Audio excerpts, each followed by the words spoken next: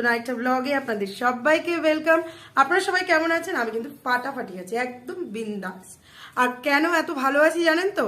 মা চলে আসো, একটুখানি আসো আসো আসো, একটু দেখিয়ে দিই আপনাদেরকে। দেখুন কে এসছে, অনেকদিন পর মা বাবার সাথে আমার দেখা। তো এই যে আমার মাম্মিজি, যা বলবেন, মাতাশ্রী, মাম্মিজি, মহারানী, আমি তো অনেক কিছু বলে ডাকি, তাই অসুবিধা নেই। তো এই যে আমার চলে এসছে মা, আর বাবাকেও দেখাবো। বাবা চলে গেছে অলরেডি, জানেন তো, অনেক দেরি হয়ে গেছে, 7টা বেজে গেছে।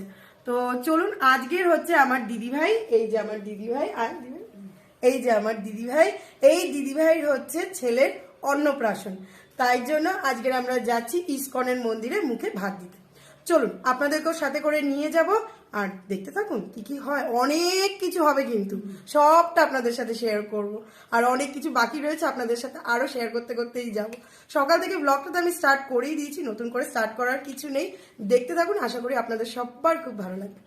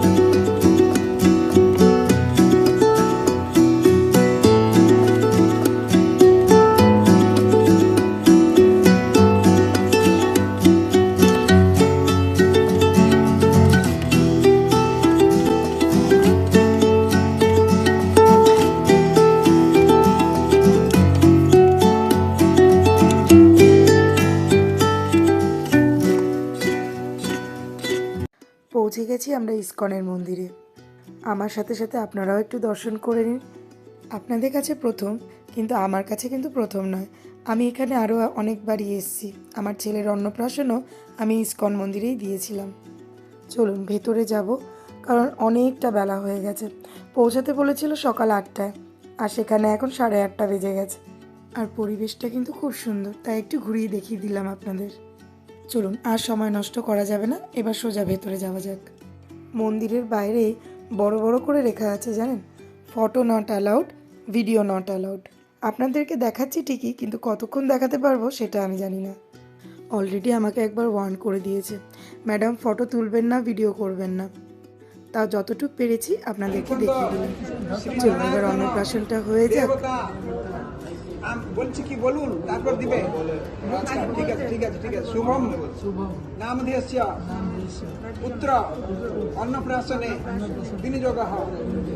ওম অন্ন জনার্দনম অর্ণপতে পূর্ণত্বম অর্ণম নোদেহি পীয়ূষম রসাক্তম তে অর্ণম নোদেহি। দিদা হয়েছে।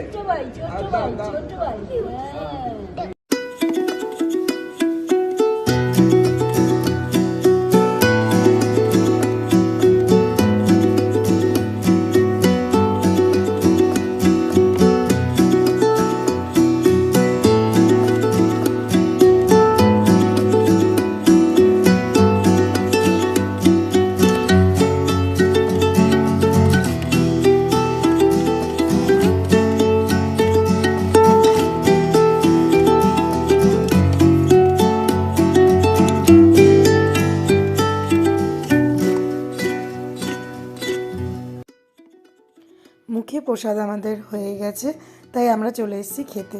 ভেতরে জানেন তো একদম ভিডিও করতে দিচ্ছিল না, তাই আপনাদের সাথে অনেক কিছু শেয়ার করতে পারলাম না। যাই হোক, নিচে চলে এলাম, নিচে চলে এসে ব্রেকফাস্ট করে নিচ্ছি।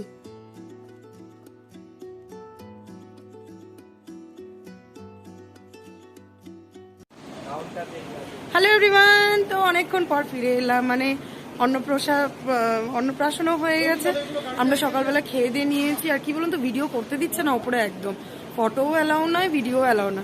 তো যতটুকু পেরেছি ততটুকুই করেছি। আর আমার অবস্থা দেখেছেন, কত সুন্দর করে সেজে গুজে এলাম, চুল তো গেছে খুলে। আর এর অবস্থা দেখুন, কোলে উঠে বসে রয়েছে। শাড়ির অবস্থাও আমার খারাপ, মানে এর জন্য বাচ্চা নিয়ে কখনো আসতে চায় না। সবার আগে আপনাদের একটু আমার বাবাকে একটু দেখিয়ে দিই। এই যে আমার হিরো, আমার হিরো, আমার কি বলবো, আমি ভীষণ বাবাকে সম্মান করি। তো এই আমার ভালোবাসার মানুষ বলতে পারেন, সব কিছু। বাবা মা আমার জীবনে অনেকটাই জায়গা নিয়ে থাকে, তো সবারই তাই মনে হয়। তো এই দেখুন আমার অবস্থা, দেখেছেন? এই বাচ্চা নিয়ে আমি ঘুরতে বেরোই, কোলে উঠে সে নিচে ঘষতে ঘষতে আসছে, এমন অবস্থা। যাই হোক, চলুন এবার একটুখানি খাবার দিকে যাবো, মানে দুপুরে খাওয়া দাওয়াটা করে যাবো। ভাবছি এখানে করবো কিনা, দেখিনি কি করে এরা, এখানে করে নাকি অন্য কোথাও গিয়ে করে। কারণ এখানে খেলে কি বলুন তো, ওই ইডলি ডোসা, আর কোনো কিছু নেই। উপমা, ইডলি ডোসা, এইগুলো। তো এগুলো খেয়ে কিন্তু না দুপুরবেলায় ঠিক হয় না। তো চলুন দেখা যাক কি হয়, দুপুরবেলাটা আমরা কোথায় যাই। সঙ্গে থাকুন, দেখতে থাকুন, আশা করি আপনাদের খুব ভালো লাগবে। না, সন্তুর একটাও ফটো তোলা হয়নি, সন্তু আসেইনি ক্যামেরার সামনে। হ্যালো এভরিওয়ান, তো ফিরে চলে এলাম। দেখুন কোথায় চলে এসেছি, তো বাড়ি চলে এসেছি, মানে দিদিভাইদের বাড়িতে চলে এসেছি। খাইনি এখনো, মানে প্ল্যানিং আছে বেরাবো আবার। সবার একটু ফ্রেশ ট্রেশ হওয়াটা ভীষণ জরুরি। আমার কোনো শাড়ি টাড়ি পরে রয়েছে, তো আর মানে ভালো লাগছিল না। তো ভাবলাম বাড়িতে চলে আসি, তো বাড়িতে চলে এসেছি, ফ্রেশ ট্রেশ হয়ে আবার বেরাবো। চলুন।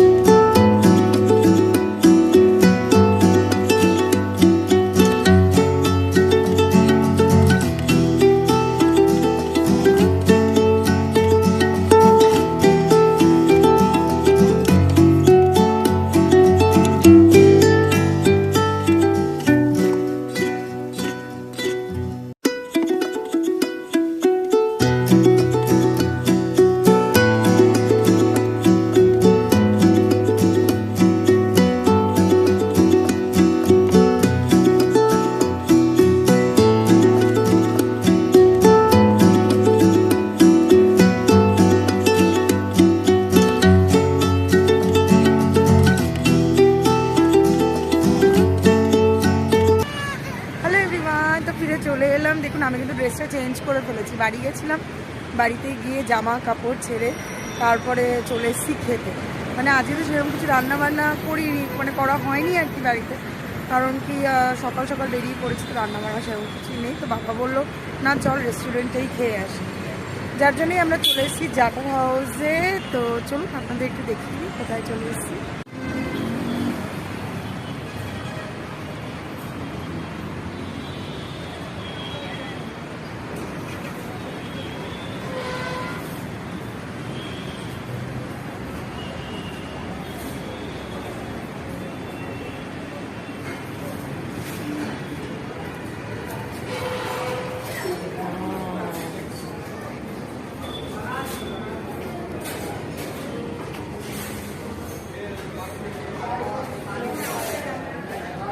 ভেতরে তো ঢুকে গেছি আর বসে পড়েছি খেতে। আর এত জোরে খিদে পেয়েছে, মনে হচ্ছে কতক্ষণে দেবে। লোককে খাবার দিচ্ছে, সেগুলো দেখে মনে হচ্ছে আমাদেরটাই আনছে। যাই হোক চলুন, ওয়েট তো করতেই লাগবে। আর দেখুন আমার মেয়ে কিন্তু সবসময় তার বাবার কাছে, আর ছেলেকে দেখবেন এই দেখুন আলাদা বসিয়েছি। ওকে আলাদা না বসালে একটা চামচও টেবিলে থাকছিল না, সবই নিচে ফেলছিল। ব্যাস আমাদের খাওয়া দাওয়া চলে এসছে। প্রথমেই ছিল মাশরুম স্যুপ, তারপরে ছিল জাটা স্পেশাল স্যুপ, তারপরে ছিল ভেজ কাবাব, সাথে ছিল আরও অনেক কাবাব, মানে মালাই কাবাব, পাহাড়ি কাবাব, এগুলো অনেক ধরনের ছিল। ফুড কোয়ালিটি কিন্তু দারুণ ছিল। সাথে ছিল কেরালা স্টাইল পরোটা, যেটাকে আমরা লাচ্ছা পরোটা বলি, চিকেন লাবরাডার, মাটন মশালা, আর মকটেল ছিল, গ্রিন টেল মকটেল। ফাটাফাটি ছিল জানেন তো। কিন্তু ওই ফাটাফাটি থাকলে কি হবে, গলার অবস্থা দেখেছেন, পুরো ফ্যাস ফ্যাস করছে। একেই তো আগে দুটো আইসক্রিম খেয়ে হলো, আর এই ঠান্ডা মকটেল খেয়ে আরও অবস্থা খারাপ। তার উপরে ছিল fried rice, garlic chicken, chilli chicken, অনেক কিছু ছিল। খাওয়া দাওয়া তো চলতেই থাকবে, ফটো না তুললে হয় বলুন? তাই বাবা মার সাথে ফটো তুলে নিলাম। যাই হোক, লাঞ্চটা কিন্তু আজকে দারুণ ছিল। সারাদিনে খাওয়া দাওয়া মজা অনেক কিছু হলো। বাবা মা এসছে যে, মজা তো হবেই বলুন। আর অনেক ফটোও তুলেছি।